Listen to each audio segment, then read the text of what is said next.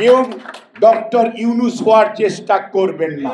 Doctor Yunus সাহেবকে যদি আমরা ধরি, উনি 99.9 আর আপনারা সবাই মিলে 0.01%। আমরা একটা মগের মুল্লুকের মধ্যে পড়ে গেছি। এগুলো তো পতিত আওয়ামী লীগের কাজ।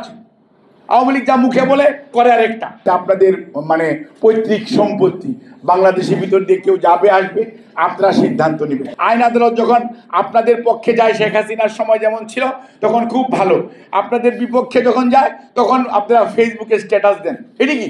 কেউ কেউ বলেন আমরা কি খালি নির্বাচন দেওয়ার জন্য উপদেষ্টা হয়েছি? আরে ভাই, 36শে আগস্টের আগে আপনাকে তো রাস্তায় দেখা যায় নাই।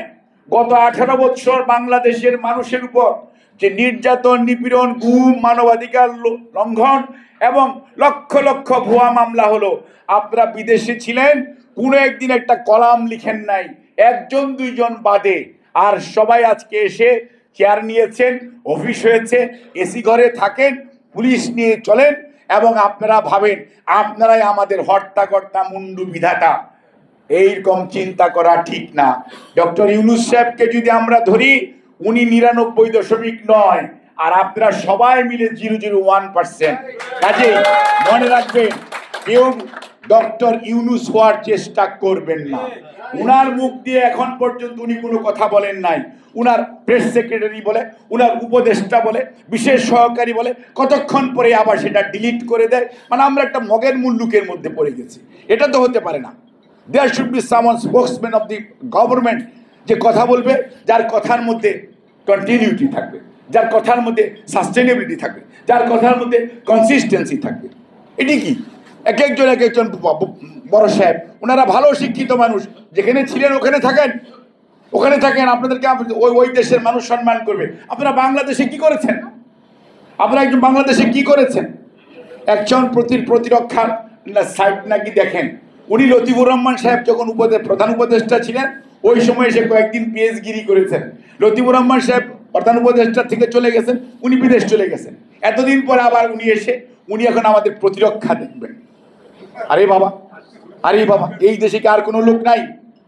এতদিন বলছেন মানবিক করিডোর, অমুক করিডোর, তমুক করিডোর, এখন বলে কি আমি এগুলি বলি নাই, আমরা আলোচনাই হয় নাই। এই আলোচনাটা আনলেন কেন তাহলে? এই কনফিউশন তৈরি করলেন কেন তাহলে? আপনাদের সম্পর্কে সরকারের সিদ্ধান্তহীনতা, আপনাদের মধ্যে দ্বিচারিতা, এই সমস্ত কথা, এগুলো তো পতিত আওয়ামী লীগের কাজ। আওয়ামী লীগ যা মুখে বলে করে আরেকটা। এটা আমরা বিশ্বাস করি। বাংলাদেশের মানুষ জানে যে আওয়ামী লীগ মুখে যেটা বলে ওইটা করে না, করবে কিন্তু আরেকটা। আপনারাও শুরু করেছেন তাই। আপনারা যা ইচ্ছে তাই মনে হচ্ছে আপনাদের পৈতৃক সম্পত্তি বাংলাদেশের ভিতর দিয়ে কেউ যাবে আসবে, আপনারা সিদ্ধান্ত নেবেন। জনগণের কোনো দায় নাই। যেমন পতিত বা পলায়নকৃত স্বৈরাচার করতো, কিন্তু আপনারা এই সমস্ত দায় ইউনূস স্যারের ঘাড়ে চাপাচ্ছেন। আপনারা ইউনূস স্যারকে আপনারা বিতর্কিত করার জন্য এই উপদেষ্টা কাউন্সিলের অনেক সদস্য জড়িত। আজকে কেন আন্দোলন হবে এই উপদেষ্টাদের বিরুদ্ধে?